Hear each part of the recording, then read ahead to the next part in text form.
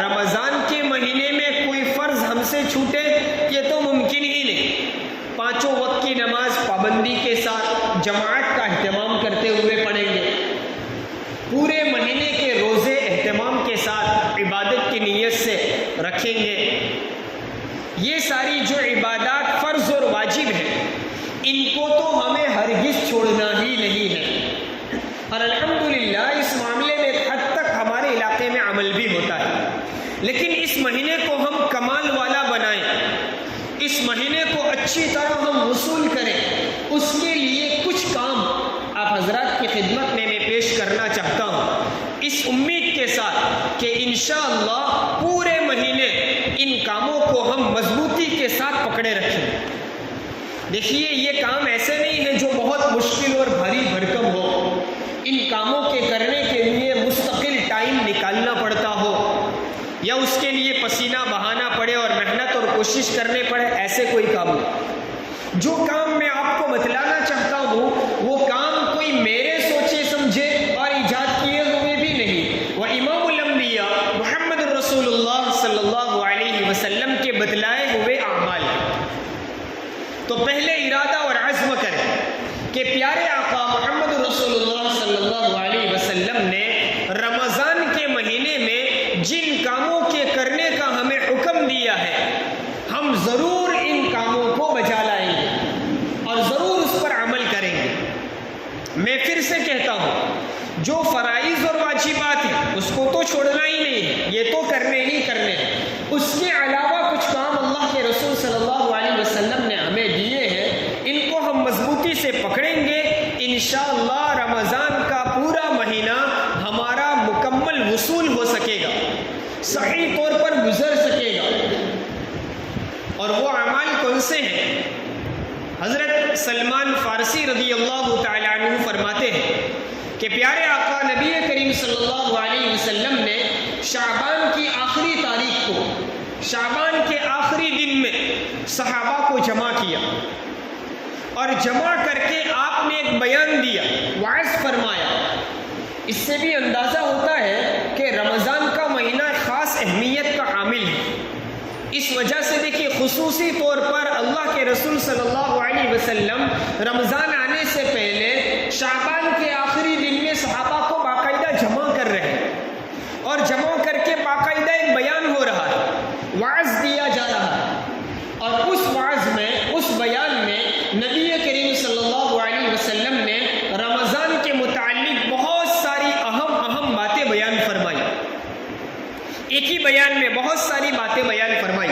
اس کو حضرت شیخ رحمۃ اللہ علیہ نے فضائل اعمال میں، فضائل رمضان کے بالکل شروع میں بھی بیان کیا ہے۔ جن باتوں کو اللہ کے رسول صلی اللہ علیہ وسلم نے صحابہ کے سامنے بیان فرمایا رمضان کے آنے سے پہلے 29 شعبان کو یا 30 شعبان کو، ان باتوں میں خاص طور پر ایک بات یہ بیان فرمائی کہ رمضان کے مہینے میں 4 کاموں کو کثرت سے کیا کرو۔ رمضان کے مہینے میں 4 کاموں کو کثرت سے کیا کرو۔ میں پھر سے آپ کا ایک عزم دلانا چاہتا ہوں، نیت کروانا چاہتا ہوں کہ یہ 4 کام میرے بتلائے ہوئے نہیں، کسی عالم کے بتلائے ہوئے نہیں، کسی ولی اور بزرگ، کسی تابعی یا صحابی کے بتائے ہوئے نہیں، یہ 4 کام رمضان میں کرنے کے امام الانبیاء محمد رسول اللہ صلی اللہ علیہ وسلم کی سچی زبان سے بتائے گئے ہیں، اور آپ نے باقاعدہ صحابہ کی جماعت کو جمع کر کے ان کاموں کے کرنے کا حکم دیا ہے۔ معلوم یہ ہوا رمضان کے مہینے میں یہ 4 کام بڑے اہم ہیں، ان کو ہم اللہ کے رسول کا فرمان سمجھتے ہوئے ضرور کسی نہ کسی درجے میں عمل کریں گے۔ اس لیے ان 4 کاموں کو سننے سے پہلے نیت کریں کہ ان 4 کاموں کو ہم ضرور کریں گے۔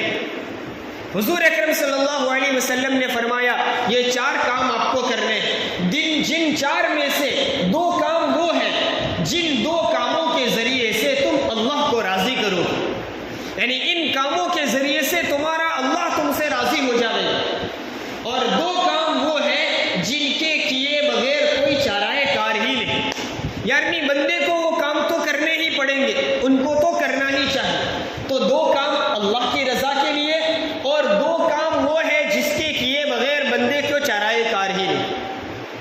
اب وہ دو کام جن کو اللہ کے رسول صلی اللہ علیہ وسلم نے اللہ کی رضا کے خاطر کرنے کا حکم دیا، ان میں سے پہلا حکم فرمایا فشہادۃ ان لا الہ الا اللہ۔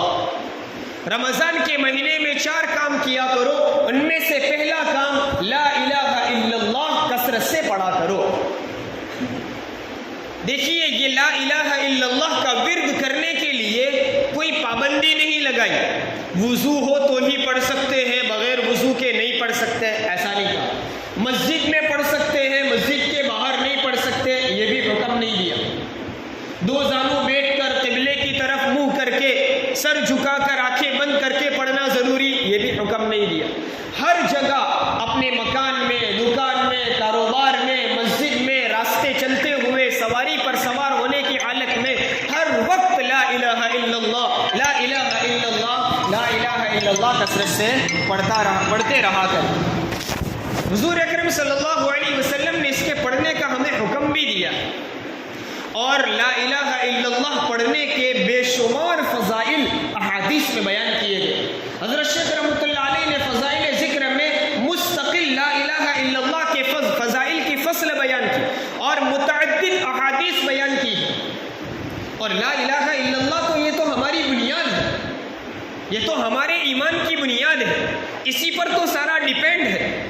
لا الہ الا اللہ کے ورد سے دل میں جو نورانیت پیدا ہوگی وہ شاید کسی اور ذکر سے نہ ہو، اس سے ایمان تازہ ہوگا، توحید مضبوط ہوگی۔ لا الہ الا اللہ پڑھنے پر جنت کا وعدہ بیان کیا گیا، اور جس کا آخری کلمہ لا الہ الا اللہ ہو اس کے لیے جنت واجب کر دی۔ اور آخری کلمہ عام طور پر کیا ہوتا ہے؟ جو زندگی پر بولنے کی عادت ہو وہ زندگی کے آخر میں بھی زبان سے نکلتا ہے۔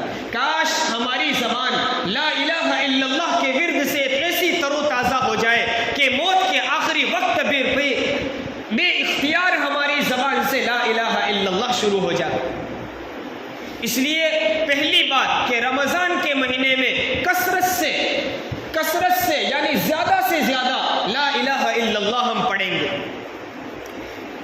حضرت شیخ رحمۃ اللہ علیہ نے فضائل ذکر میں ایک واقعہ بھی نقل کیا ہے، امام ابو یزید قرطبی رحمۃ اللہ علیہ کا۔ وہ فرماتے ہیں کہ میں نے بزرگوں سے سنا، اولیاء کا یہ تجربہ ہے کہ جو آدمی لا الہ الا اللہ 70,000 مرتبہ پڑھے گا، 70,000 مرتبہ اپنے لیے یا کسی مرحوم کے ایصال ثواب کے لیے پڑھے گا، اللہ تبارک و تعالیٰ اس کی مغفرت فرما دے۔ یہ بزرگوں کے تجربات میں سے، احادیث میں نہیں، بزرگوں کے تجربات میں سے ہے کہ 70,000 مرتبہ لا الہ الا اللہ پڑھنے کی وجہ سے اللہ تعالیٰ اس کی مغفرت کر دیتا ہے۔ کسی کو ایصال ثواب کیا، اس کی اللہ تعالیٰ مغفرت فرما دیتا ہے۔ امام ابو یزید قرطبی رحمۃ اللہ علیہ فرماتے ہیں کہ میں نے 70,000 کے بہت سارے نصاب پڑھے، بعض اپنے مرحومین کے لیے اور بہت سارے نصاب خود اپنے لیے کہ آخرت میں وہ فائدہ دے، اس لیے 70,000 کے کئی ایک نصاب میں نے پڑھے۔ بعد میں فرماتے ہیں کہ ہمارے علاقے میں ایک نوجوان تھا، اس کے متعلق یہ مشہور تھا کہ اس کو کشف ہوتا ہے اور اس کو قبر والوں اور برزخ والوں کا بھی کشف ہوتا ہے کہ وہ کس حالت میں ہے۔ فرماتے ہیں ایک مرتبہ کھانے کے دسترخوان میں وہ نوجوان اور میں جمع ہو گئے، دسترخوان پر ہم بیٹھے ہوئے تھے اور وہ نوجوان بھی میرے ساتھ بیٹھا تھا جس کو کشف ہوا کرتا تھا۔ اچانک کھانا کھاتے ہوئے اس نے چیخ ماری اور کہا میری ماں کو جہنم کا عذاب ہو رہا ہے۔ مجھے کشف کے ذریعے سے پتا چلا کہ میری ماں کو جہنم کا عذاب ہو رہا ہے۔ شیخ ابو یزید قرطبی رحمۃ اللہ علیہ فرماتے ہیں اس نے یہ بات کہی، میں نے دل میں سوچا کہ میں نے جو لا الہ الا اللہ کا نصاب 70,000 مرتبہ پڑھ کر جمع رکھا ہے میں اس کو ایصال ثواب کر دیتا ہوں، اور میں نے دل میں ایک نصاب اس کی ماں کے لیے ایصال ثواب کر دیا کہ اللہ جو میں نے یہ پڑھا تھا اس کا ایک نصاب کا ثواب اس کی ماں کو عطا فرما۔ شیخ ابو یزید قرطبی رحمۃ اللہ علیہ فرماتے ہیں کہ اس بات کا علم میرے سوا اور اللہ کے سوا کسی کو نہیں، میں نے کسی کو بتایا نہیں، دل میں نے ایصال ثواب کی نیت کر لی۔ فوراً اس نوجوان نے راحت کی سانس لی اور کہا اب میری ماں کے اوپر سے جہنم کا عذاب ہٹا دیا گیا۔ ابو یزید قرطبی رحمۃ اللہ علیہ فرماتے ہیں اس واقعے سے مجھے دو فائدے ہوئے۔ ایک فائدہ تو یہ ہوا کہ جو لوگ کہتے تھے اس نوجوان کے بارے میں کہ اس کو کشف ہوتا ہے، مجھے شک تھا کہ پتہ نہیں یہ سچا بھی ہے یا جھوٹا، لیکن آج پتہ چلا یہ سچا ہے جھوٹا نہیں۔ ایک فائدہ یہ ہوا، اور دوسرا فائدہ یہ ہوا کہ جو آدمی لا الہ الا اللہ 70,000 مرتبہ پڑھے گا، کسی مرحوم کو ایصال ثواب کرے گا، اللہ اس کی مغفرت فرما دیتا ہے۔ اس واقعے سے مجھے پتہ چلا رمضان کا مبارک مہینہ ہو، نیکیوں کا شوق و ذوق ہو، اور ہماری توجہ اللہ کی طرف ہو، ایسے ماحول میں یہ عمل کرنا بہت آسان ہے۔ اس لیے عزم کیجئے، ارادہ کیجئے کہ پورے رمضان میں انشاءاللہ کم از کم 70,000 مرتبہ ہم لا الہ الا اللہ پڑھیں گے۔ دیکھیے کوئی بہت بڑی تعداد نہیں ہے، 70,000 کا عدد سن کر ہم کو یوں لگتا ہے کب ہوگا، لیکن پڑھنا شروع کیجئے اور تجربہ کیجئے۔ کوئی مستقل وقت نکالنے کی ضرورت نہیں ہے، مسجد آتے ہوئے، مسجد سے گھر جاتے ہوئے، گھر سے دکان جاتے ہوئے، دکان سے گھر آتے ہوئے، دکان پر بیٹھے ہوئے، کھیتی باڑی میں، کاروبار میں، راستہ چلتے ہوئے مستقل پڑھتے رہیے۔ ایک دن میں کئی ہزار پڑھنا آسان ہے۔ اس لیے ارادہ کیجئے کہ اس رمضان میں کم از کم 70,000 مرتبہ ہم لا الہ الا اللہ پڑھیں گے۔ دوسرا کام نبی کریم صلی اللہ علیہ وسلم نے رمضان میں کرنے کا حکم دیا، وہ فرمایا کثرت سے رمضان میں استغفار کیا کیجیے، یعنی اللہ تعالیٰ سے مغفرت مانگیے، استغفار کیجیے۔ استغفر اللہ استغفر اللہ استغفر اللہ یہ بھی پڑھ سکتے ہیں، پورا استغفار اگر پڑھنے کا موقع ہو پورا بھی پڑھ سکتے ہیں۔ لیکن ہمارے شیخ حضرت الاستاذ مفتی احمد صاحب خانپوری دامت برکاتہ فرماتے ہیں کہ استغفر اللہ اس کا معنی ہوتا ہے اے اللہ میں مغفرت چاہتا ہوں۔ یہ ایک وچن ہے، واحد کا صیغہ ہے جو اپنے لیے مانگا جاتا ہے۔ اس کی جگہ استغفر اللہ کی جگہ ہم پڑھیں نستغفر اللہ، او کی جگہ نو سے شروع کریں، نستغفر اللہ، اس کا معنی ہوگا اے اللہ ہم سب تجھ سے معافی مانگتے ہیں۔ تو نستغفر اللہ پڑھے اور اپنے استغفار کے ساتھ پوری امت مسلمہ کی نیت کرے، نستغفر اللہ نستغفر اللہ نستغفر اللہ، اس نیت کے ساتھ اے اللہ میں اپنی طرف سے اور پوری امت کی طرف سے معافی چاہتا ہوں، مغفرت طلب کرتا ہوں۔ کثرت سے استغفار پڑھے، استغفار کی برکت سے بڑی بڑی بلائیں ٹل جاتی ہیں، بڑی مصیبتیں دور ہو جاتی ہیں، اور استغفار سے اللہ راضی ہوتا ہے۔ تو اس رمضان میں لا الہ الا اللہ کے ساتھ استغفر اللہ کثرت سے پڑھنا، یہ وہ دو کام ہیں جن کے بارے میں اللہ کے رسول صلی اللہ علیہ وسلم نے فرمایا کہ ان دو کاموں کے ذریعے سے اللہ راضی ہوگا۔ اور دوسرے دو کام وہ ہیں جن کے کیے بغیر بندے کو چارہ کار نہیں۔ وہ کون سے ہیں؟ کہا وہ جنت کی طلب اور جہنم سے پناہ۔ ہر وقت یا ہر نماز کے بعد کم از کم اللہ تعالیٰ سے مانگے اللہ تو ہمیں جنت عطا فرما اور جہنم سے ہماری حفاظت فرما۔